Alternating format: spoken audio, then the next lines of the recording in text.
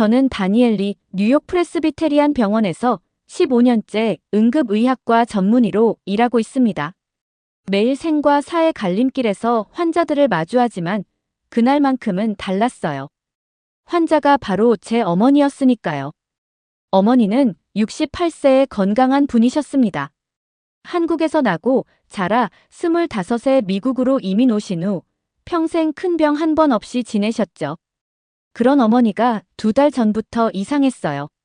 평소 드시던 음식도 몇 숟가락 못 드시고 밤마다 등과 배가 아프다며 잠을 설치셨거든요. 처음엔 단순한 소화불량이라 생각했습니다.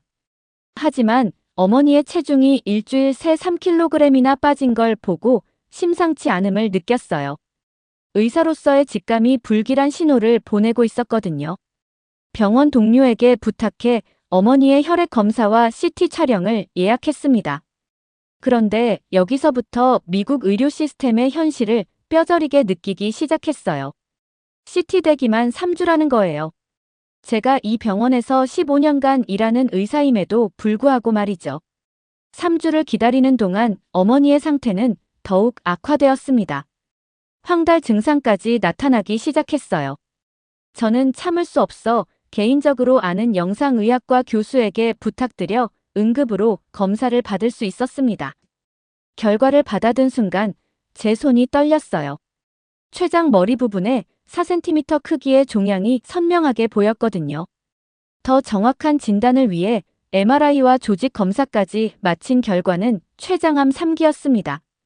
저는 곧바로 이 병원 최고의 간담체외과 교수를 찾아갔어요. 60대 초반의 존스 교수는 이 분야에서 30년 경력을 가진 권위자였죠. 그런데 그의 대답은 차가웠습니다. 미안합니다, 다니엘. 이미 주변 혈관까지 침범된 상태네요. 수술은 불가능해요. 저는 그 말을 믿을 수 없었어요. 그래서 세컨드 오피니언을 받기 위해 맨해튼의 다른 대형 병원 2곳을 더 찾아갔습니다. 하지만 돌아오는 대답은 모두 같았어요. 항암 치료만 가능하다는 것이었죠. 세 번째 병원의 외과 과장은 이렇게 말하더군요. 수술을 한다고 해도 성공 확률이 30%도 안 됩니다. 위험 대비 효과를 생각하면 권하고 싶지 않아요. 그날 밤 어머니 병실에서 하룻밤을 지새웠습니다. 어머니는 진통제 때문에 잠들어 계셨지만 저는 한숨도 잘 수 없었어요. 15년간 의사로 살면서 수많은 환자 가족들에게 안 좋은 소식을 전해야 했지만 정작 제 가족 앞에서는 한마디도 할 수 없었거든요. 새벽 5시쯤 어머니가 잠시 깨어나셨어요. 맑은 정신으로 제 손을 잡으시며 조용히 물으셨죠. 아들아, 얼마나 남았니? 저는 그 순간 무너져 버렸습니다. 의사로서 냉정해야 한다고 늘 스스로에게 다짐했지만 어머니 앞에서는 그냥 아들일 뿐이었어요. 눈물이 왈칵 쏟아졌죠. 어머니는 제 눈물을 닦아주시며 말씀하셨어요. 괜찮다. 엄마는 충분히 살았어. 너 키우느라 고생한 보람이 있었으니까. 그 말씀을 듣는 순간 저는 결심했습니다. 미국에서 포기하라고 해도 저는 포기할 수 없었어요. 어머니를 살릴 방법을 반드시 찾겠다고 다짐했죠. 그날부터 저는 밤잠을 줄여가며 전 세계 췌장암 치료 논문을 뒤지기 시작했습니다. 그 과정에서 한 가지 흥미로운 사실을 발견했어요. 아시아권, 특히 한국의 췌장암 수술 성공률이 서구보다 현저히 높다는 것이었죠. 그렇게 논문을 뒤지던 중 2년 전 시카고 응급의학회에서 만났던 한국 의사가 떠올랐습니다. 서울 아산병원 간담체외과 김성훈 교수였죠. 당시 그는 췌장암 최소 침습 수술에 대한 발표를 했는데 그 성과가 인상적이었어요. 주저하다가 결국 이메일을 보냈습니다. 어머니의 영상 자료를 첨부하면서 혹시 한국에서 치료 가능성이 있는지 문의했죠. 솔직히 기대는 하지 않았어요. 미국 최고 병원들이 모두 포기한 상황이었으니까요. 그런데 놀랍게도 48시간 만에 답장이 왔습니다. 김 교수는 영상을 검토한 후 충분히 수술 가능하다고 했어요. 더 놀라운 건 일주일 내 방문하면 바로 정밀 검사를 진행할 수 있다는 것이었죠. 저는 반신반의했습니다. 미국에서 CT 한 번 찍는데 3주를 기다려야 하는데 한국에서는 일주일 내에 모든 검사가 가능하다니. 하지만 다른 선택지가 없었어요. 어머니께 한국행을 제안하자 처음엔 완강히 거부하셨습니다. 아들아, 엄마는 한국말도 이제 어눌하고 낯선 병원에서 죽고 싶지 않아. 어머니는 미국에 온 지 43년이나 되었지만 여전히 한국이 개발도상국이던 시절의 기억을 가지고 계셨어요. 한국 의료 수준을 믿지 못하시는 게 당연했죠. 저는 며칠 동안 어머니를 설득했습니다. 김 교수가 보내준 서울 아산병원 자료들을 보여드리며 한국 의료 기술이 이미 세계 최고 수준에 올라섰다고 말씀드렸어요. 특히 암 치료 5년 생존율이 미국보다 높다는 통계도 보여드렸죠. 결정적이었던 건 김 교수가 직접 영상통화로 어머니와 상담을 해준 것이었어요. 어머니의 영상을 다시 한번 자세히 보더니 이렇게 말씀하시더군요. 어머님, 충분히 가능성이 있습니다. 미국 기준으로는 어려울 수 있지만 저희 병원에서는 이런 케이스를 많이 다뤄봤어요. 김 교수의 차분하고 확신에 찬 목소리를 듣고 어머니의 마음이 조금씩 움직이기 시작했습니다. 하지만 여전히 걱정이 많으셨어요. 한국 가서 혹시라도 잘못되면 어쩌지? 여기서라면 적어도 말은 통하잖니. 어머니의 걱정을 이해했지만 저는 포기할 수 없었어요. 미국에서는 항암 치료로 6개월에서 1년의 시간만 주어진 상황이었거든요. 반면 한국에서 수술이 성공한다면 완치 가능성이 훨씬 높았죠. 마침내 어머니가 마음을 정하신 계기는 뜻밖이었습니다. 병실에서 같은 층에 입원해 계시던 한국계 할머니와 이야기를 나누시게 된 거예요. 그분은 10년 전 한국에서 위암 수술을 받고 완치되신 경험이 있으셨죠. 한국 의사들 정말 꼼꼼해요. 여기 의사들은 바빠서 5분도 제대로 못 봐주는데 한국에서는 1시간씩 설명해 주더라고요. 그 할머니의 말씀을 듣고 어머니가 비로소 마음을 정하셨어요. 그래, 한번 가보자. 어차피 여기서도 시간만 끌고 있는 것 같으니까. 항공편을 예약하고 한국행 준비를 하는 동안 제 동료들의 반응은 회의적이었습니다. 응급실 선배인 마이클 박사는 이렇게 말했어요. 다니엘, 감정적으로 판단하는 거 아니야. 여기서 안 되는 수술이 한국에서 된다고. 하지만 저는 이미 결정한 상황이었어요. 의사로서의 객관적 판단보다는 아들로서의 마음이 앞섰죠. 설사 실패하더라도 모든 가능성을 다 시도해보고 싶었거든요. 출발 전날 밤 어머니와 함께 앉아 차를 마시며 이야기를 나누었습니다. 어머니는 옛날 이야기를 많이 하셨어요. 젊은 시절 한국을 떠날 때의 심정, 미국에서 저를 키우시며 겪었던 어려움들을 말이죠. 그때는 한국이 가난했잖니. 그래서 미국 오면 모든 게 해결될 줄 알았는데 막상 와보니 그것도 아니더라. 어머니의 말씀을 들으며 저는 새삼 깨달았어요. 이번 한국행이 단순히 치료받으러 가는 것이 아니라 어머니에게는 43년 만에 고향으로 돌아가는 여행이기도 하다는 것을요. 공항으로 향하는 차 안에서 어머니가 조용히 말씀하셨습니다. 아들아, 한국 가서 안 되더라도 후회하지 마. 엄마는 너 때문에 행복했어. 그 순간 저는 가슴이 먹먹해졌어요. 어머니는 이미 각오를 단단히 하고 계신 것 같았거든요. 하지만 저는 달랐어요. 반드시 어머니를 살려서 다시 뉴욕으로 돌아올 거라고 다짐했죠. 14시간의 긴 비행이 시작되었습니다. 어머니는 대부분 주무셨지만 저는 한잠도 잘 수 없었어요. 창밖 구름을 바라보며 계속 생각했죠. 과연 옳은 선택이었을까 하고요. 인천공항에 도착한 순간부터 모든 게 달랐습니다. 병원에서 보낸 직원이 공항에서 기다리고 있었고 휠체어와 산소통까지 미리 준비되어 있었어요. 미국에서는 상상할 수 없는 일이었죠. 서울 아산병원에 도착해 첫 번째로 놀란 건 시설이었습니다. 뉴욕의 어떤 병원보다 깨끗하고 현대적이었어요. 로비에는 각국 언어로 안내하는 직원들이 있었고 외국인 전용 데스크도 따로 마련되어 있었죠.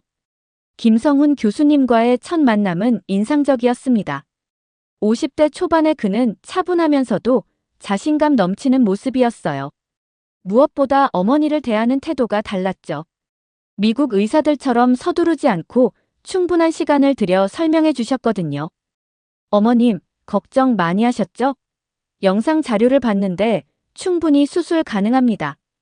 다만 정확한 진단을 위해 몇 가지 검사를 더 해보겠어요. 김 교수님의 말씀을 들은 어머니가 처음으로 안도의 표정을 지으셨어요. 그동안 얼마나 불안하셨을지 짐작이 갔죠. 그런데 여기서 또 한 번 놀랐습니다. 미국에서는 각종 검사를 받으려면 몇 주씩 기다려야 하는데 한국에서는 하루 만에 모든 검사가 끝났어요. CT, MRI 혈관 조영술, 그리고 각종 혈액 검사까지 말이죠. 검사 결과를 듣는 자리에서 김 교수님이 자세히 설명해 주셨습니다. 종양이 췌장 머리 부분에 있지만 주요 혈관을 완전히 둘러싸지는 않았고 수술로 완전 절제가 가능하다는 것이었어요. 하지만 쉬운 수술은 아닙니다. 췌장 머리 부분과 12지장, 담낭을 함께 절제해야 하는 휘플 수술이에요. 수술 시간만 6시간 정도 걸릴 예정입니다. 저는 의사로서 휘플 수술의 복잡성과 위험성을 잘 알고 있었어요. 미국에서도 최고 난이도의 수술 중 하나거든요. 하지만 김 교수님의 설명을 들으니 오히려 안심이 되었습니다. 수술 과정을 단계별로 자세히 설명해 주시며 예상 가능한 합병증과 대처 방안까지 꼼꼼히 알려주셨거든요. 어머니는 수술 결정을 내리는데 시간이 필요하셨어요. 병실에서 하룻밤을 보내며 깊은 고민에 빠지셨죠. 아들아, 수술 받다가 죽으면 어떡하지? 차라리 미국에서 조용히 가는 게 나을까? 저는 어머니의 손을 잡고 솔직하게 말씀드렸어요. 엄마, 수술 안 하시면 6개월도 어려워요. 하지만 수술이 성공하면 10년, 20년 더 사실 수 있어요. 그날 밤 어머니는 오랜 시간 창밖을 바라보셨습니다. 서울의 야경을 보시며 무슨 생각을 하셨는지 모르겠지만 새벽에 일어나셔서는 이렇게 말씀하셨어요. 그래, 해보자. 여기까지 왔는데 포기할 수는 없지. 수술 전날 밤, 저는 병실에서 어머니와 함께 있었습니다. 수술 동의서에 사인을 하는 어머니의 손이 떨리는 게 보였어요. 68년을 살아오면서 가장 큰 결정을 내리는 순간이었을 테니까요. 수술 당일 새벽 5시, 어머니는 수술복으로 갈아입으셨습니다. 마취 전 투약 때문에 조금 몽롱해 보이셨지만 저를 보며 미소를 지어주셨어요. 아들아, 걱정하지 마. 엄마는 강해. 수술실로 들어가시는 어머니의 뒷모습을 보며 저는 주저앉고 싶었어요. 15년간 의사로 일하면서 수없이 지켜봤던 장면이지만 내 가족이 당사자가 되니 전혀 달랐거든요. 수술실 앞 대기실에서 6시간을 기다렸습니다. 중간중간 수술실에서 진행 상황을 알려줬는데 그때마다 가슴이 철렁했어요. 처음 2시간은 복강 내 탐색과 절제 가능성 확인, 다음 3시간은 종양과 주변 장기 절제, 마지막 1시간은 소화관 재건술 과정이라고 했죠. 가장 긴장되었던 순간은 수술 4시간째였습니다. 간호사가 나와서 수술 중 예상보다 유착이 심해 시간이 더 걸릴 수 있다고 했거든요. 그 순간 정말 다리에 힘이 빠졌어요. 마침내 수술실 문이 열리고 김 교수님이 나오셨습니다. 마스크를 벗은 그의 얼굴에는 안도의 표정이 역력했어요. 다행히 성공적으로 완료됐습니다. 종양을 완전히 제거했고 다른 장기로의 전이도 없었어요. 그 말을 듣는 순간 저는 그 자리에서 무너져 버렸습니다. 지난 몇 개월간 쌓였던 스트레스와 긴장이 한꺼번에 터져 나왔죠. 의사인 제가 이럴 줄 몰랐는데 정말 아이처럼 울었어요. 회복실에서 깨어난 어머니는 의외로 멀쩡해 보이셨습니다. 마취에서 깨자마자 첫 마디가 이거였어요. 아들아, 끝났니? 왜 이렇게 빨리 끝났어? 그 말을 듣고 저는 웃음이 나왔어요. 6시간이나 걸린 대수술이었는데 어머니에게는 한순간처럼 느껴지셨나 봐요. 마취의 신기함이랄까요? 김 교수님이 회복실에서 다시 한번 설명해 주셨습니다. 수술이 예상보다 잘 되었고 조직 검사 결과도 좋을 것 같다고 하셨어요. 하지만 진짜 안심하려면 회복 과정을 지켜봐야 한다고도 말씀하셨죠. 그날 밤 중환자실에서 어머니를 지켜보며 저는 처음으로 마음이 놓였습니다. 어머니의 생체 징후는 안정적이었고 무엇보다 살아계신다는 사실 자체가 기적처럼 느껴졌어요. 수술 후 3일째, 어머니는 중환자실에서 일반 병실로 옮겨지셨습니다. 아직 몸은 많이 아프셨지만 의식은 또렷하셨어요. 저는 그때서야 비로소 안심할 수 있었죠. 하지만 마음 한편으로는 또 다른 걱정이 시작되었습니다. 바로 치료비 문제였어요. 미국에서 췌장암 수술을 받으려면 보험이 있어도 개인 부담금만 수만 달러는 각오해야 하거든요. 하물며 외국인인 저희가 한국에서 받는 치료비는 얼마나 될까 싶었죠. 병원 원무과에서 중간 정산서를 받았을 때 저는 눈을 의심했습니다. 수술비, 중환자실비, 각종 검사비를 모두 합쳐도 뉴욕에서 CT 한 번 찍는 비용과 비슷했거든요. 혹시 잘못 계산된 건 아닌지 3번이나 확인했어요. 원무과 직원에게 물어보니 맞다고 하더군요. 외국인 환자라서 보험 적용은 안 되지만 그래도 미국 대비 상당히 저렴한 편이라고 했어요. 저는 그 순간 정말 어이가 없었습니다. 미국에서는 수술도 못 받을 뿐더러 비용도 몇 배는 더 나올 텐데 말이죠. 어머니 병실에는 매일 담당 간호사가 찾아와 상태를 확인해 주셨어요. 이수진 간호사는 20대 후반의 친절한 분이었는데 어머니를 정말 세심하게 돌봐주셨죠. 어머님, 오늘 기분은 어떠세요? 아픈 곳은 없으시고요? 간호사의 정성스러운 돌봄을 보며 저는 미국 병원과의 차이를 실감했어요. 뉴욕에서는 간호사 한 명이 10여 명의 환자를 담당하다 보니 개별적인 케어가 어려웠거든요. 하지만 여기서는 달랐어요.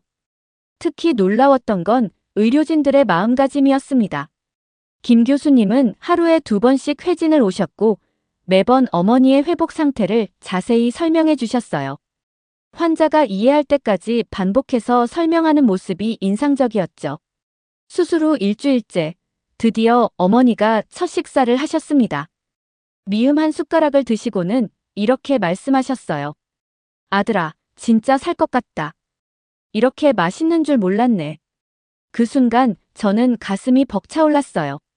2달 전만 해도 밥 한 숟가락 못 드시던 어머니가 스스로 숟가락을 드시는 모습을 보니 정말 기적처럼 느껴졌거든요.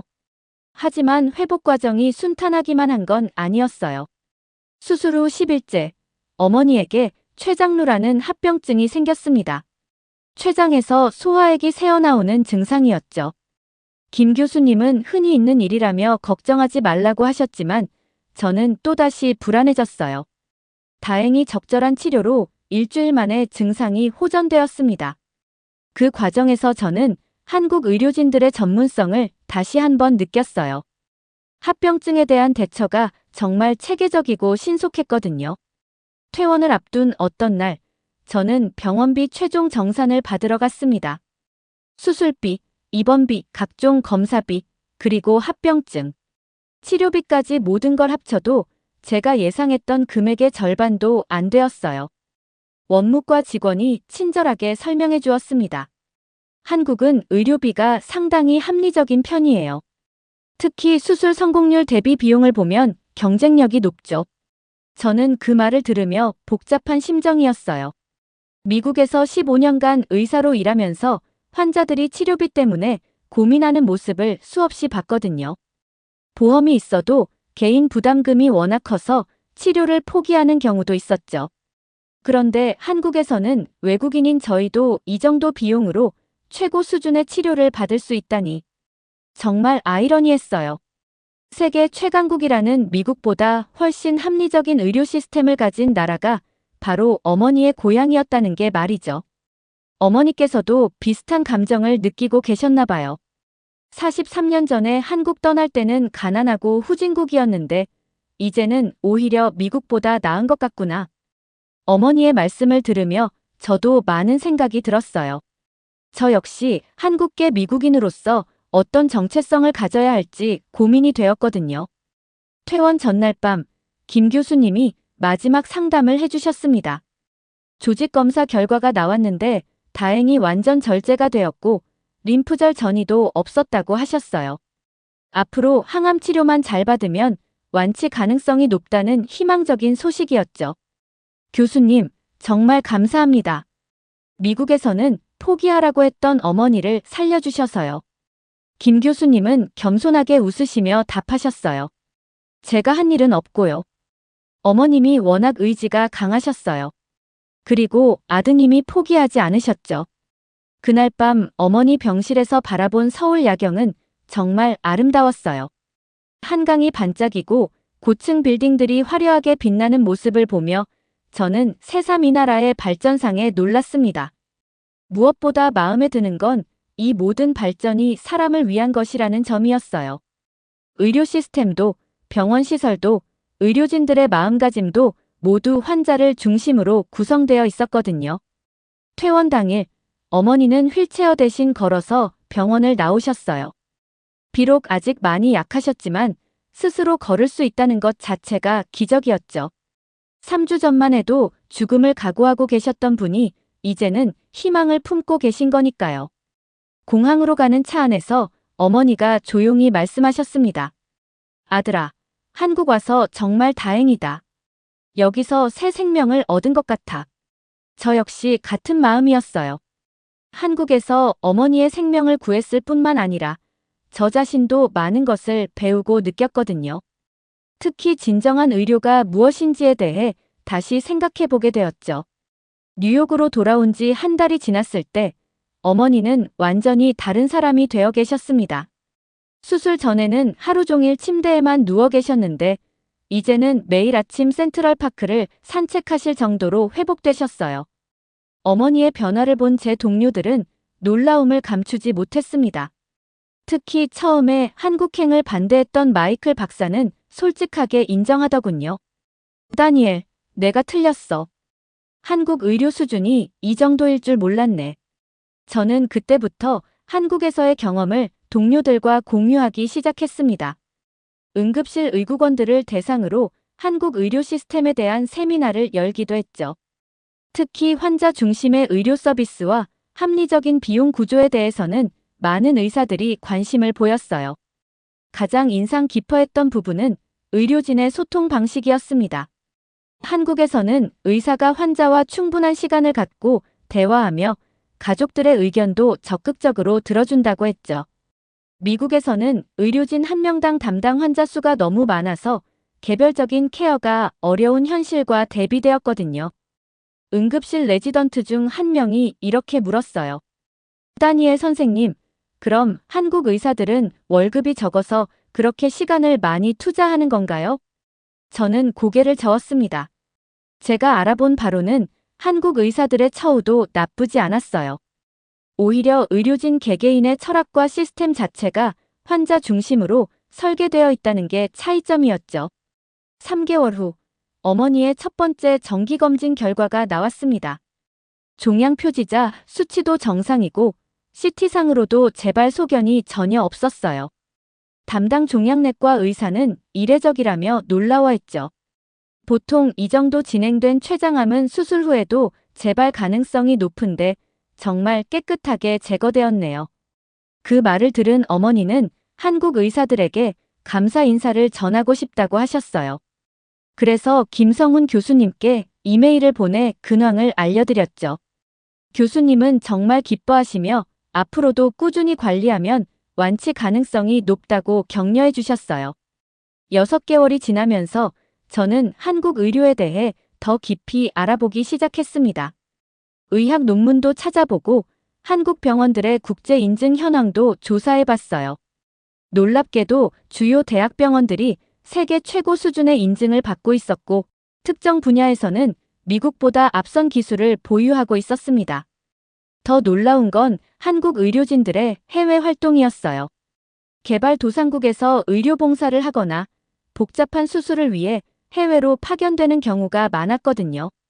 저는 그제서야 깨달았어요. 한국 의료가 단순히 기술만 발달한 게 아니라 의료 철학 자체가 다르다는 것을요. 1년 후 제게 특별한 기회가 찾아왔습니다. 뉴욕 한인의사회에서 한국 의료 시스템에 대한 강연을 요청한 거예요. 저는 어머니의 사례를 중심으로 발표했는데 청중들의 반응이 뜨거웠어요. 강연 후 한 원로 의사분이 다가와 말씀하셨습니다.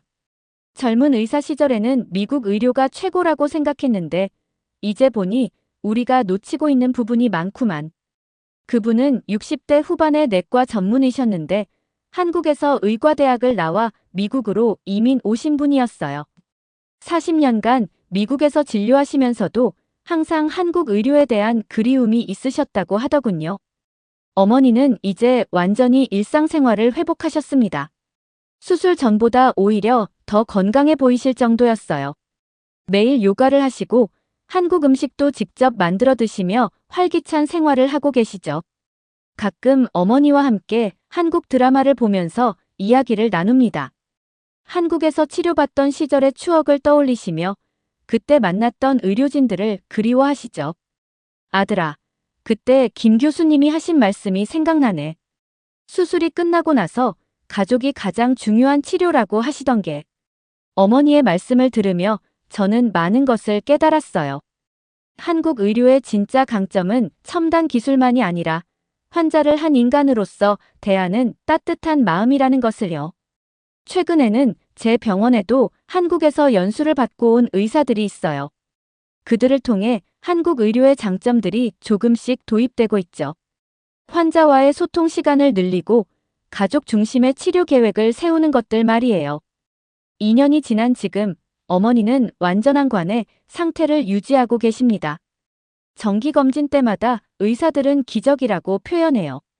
미국에서는 포기했던 환자가 이렇게 건강하게 지내고 있다는 것 자체가 놀랍다는 거죠. 저는 이제 확신합니다. 한국행을 결정한 것이 제 인생 최고의 선택이었다고요. 어머니의 생명을 구했을 뿐만 아니라 의사로서의 가치관도 완전히 바뀌었거든요. 요즘 저는 응급실에서 환자들을 대할 때 한국에서 경험했던 따뜻함을 떠올립니다. 바쁜 와중에도 환자 한 명 한 명과 진심으로 소통하려고 노력하죠. 그럴 때마다 환자들의 표정이 달라지는 걸 느껴요. 동료들은 제가 달라졌다고 말합니다. 예전보다 환자들에게 더 많은 시간을 투자하고 가족들과의 상담도 세심하게 진행한다고 하더군요.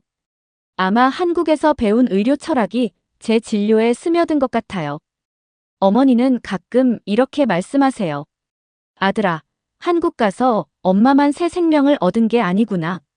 너도 더 좋은 의사가 된 것 같아. 그 말씀을 들을 때마다 저는 감사함을 느껴요. 한국이라는 나라가 그리고 그곳의 의료진들이 저희 모자에게 준 선물은 생명만이 아니었거든요. 진정한 의료가 무엇인지에 대한 깨달음이었죠. 지금도 가끔 김성훈 교수님과 이메일을 주고받습니다. 어머니 근황도 알려드리고 의학적인 질문도 하죠. 교수님은 언제나 친절하게 답변해 주시며 기회가 되면 한국에 다시 오라고 말씀하세요. 언젠가는 꼭 다시 한국에 가서 그때의 감사 인사를 제대로 드리고 싶어요. 어머니와 함께요. 구독자님들, 오늘 사연 중 가장 인상 깊은 부분을 댓글로 공유해 다른 분들과 함께 의견 나눠보세요. 저도 읽어보며 소통하겠습니다.